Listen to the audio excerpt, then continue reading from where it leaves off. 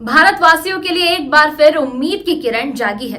नमस्कार, मैं भावना और आप देख रहे हैं न्यूज 18 हिंदी ओरिजिनल्स। भारत का महत्वाकांक्षी मिशन चंद्रयान-3 एक बार फिर से एक्शन मोड में आ सकता है। पिछले 15 दिनों से चंद्रयान-3 का रोवर प्रज्ञान और लैंडर विक्रम स्लीप मोड में है।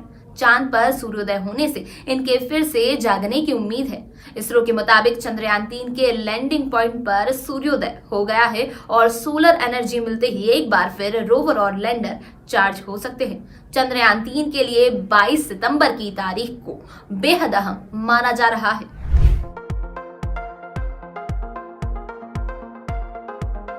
आपको बता दें कि चंद्रमा पर 14 दिनों तक धूप और 14 दिनों तक घना अंधेरा होता है।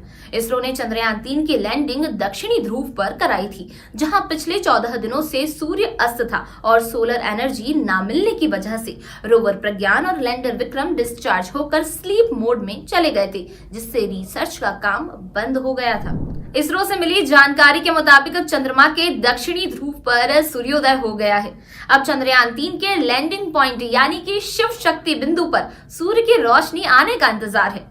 चूंकि रोवर प्रज्ञान और लैंडर विक्रम सोलर एनर्जी पर बेस्ड है, ऐसे में सूर्य की रोशनी मिलते ही रोवर प्रज्ञान और लैंडर विक्रम चार्ज होकर एक बार फिर से एक्टिव मोड में आ सकते हैं और इसरो दोबारा कम्युनिकेशन साध सकता है। इसरो स्पेस फ्लाइट ने अपने लेटेस्ट ट्वीट में कहा है कि शिव शक्ति बिंदु पर सूर्योदय होने की उम्मीद है और जल्द ही विक्रम और प्रज्ञान को उपयोगी मात्रा में सूर्य का प्रकाश मिलेगा। 22 सितंबर को एक बार फिर इसरो रोवर प्रज्ञान और लैंडर विक्रम के साथ संचार स्थापित करने की कोशिश करेगा। संचार की कोशिश करने से पहले रोवर और लैंडर के एक निश्चित तापमान से ऊपर गर्म होने का इंतजार होगा।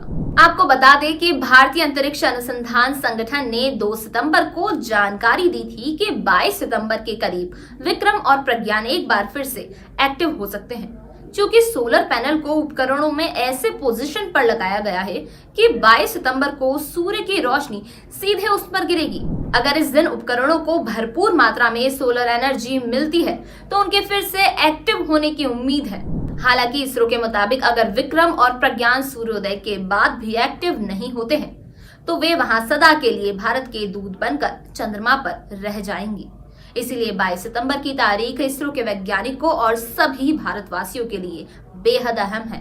आपको बता दें कि चंद्रयान-3 14 जुलाई 2023 को लॉन्च किया गया था और 23 अगस्त को चंद्रयान-3 की दक्षिणी ध्रुव पर सफल लैंडिंग हुई थी।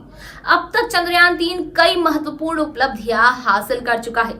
अगर चंद्रमा पर 14 ठंडी रातों के बाद भी चंद्रयान-3 का रोवर प्रज्ञान और लैंडर विक्रम जीवित रहने में सक्षम होता है तो ये देश और इसरो के इतिहास में एक और बड़ी उपलब्धि साबित होगी। चंद्रयान-3 पर आपकी क्या राय है, हमें कमेंट सेक्शन में जरूर बताएं और ऐसी ही वीडियोस के लिए बने रहिए न्यूज 18 हिंदी ओरिजिनल्स पर।